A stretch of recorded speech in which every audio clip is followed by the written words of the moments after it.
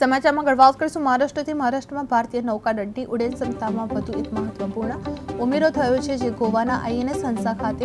INS S-332 ઓસ્પ્રેચ સ્ક્વોડનું ઔપચારિક commissioning કરવામાં આવ્યું છે, જેમાં MH-60R હેલિકોપ્ટર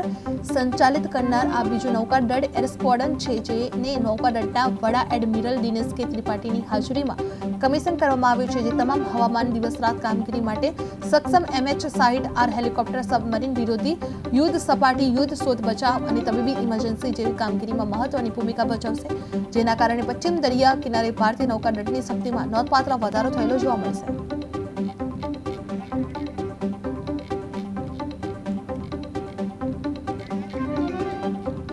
મહારાષ્ટ્રમાં આઈએનએસ 35 ઓસ્પ્રેચ ગોવામાં કમિશન્ડ MH-60R સ્ક્વોડથી નૌકાદળ મજબૂત બનશે, જે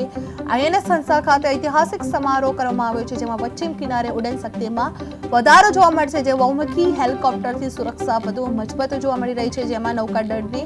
શક્તિમાં નોંધપાત્ર વધારો થયેલો જોવા મળશે।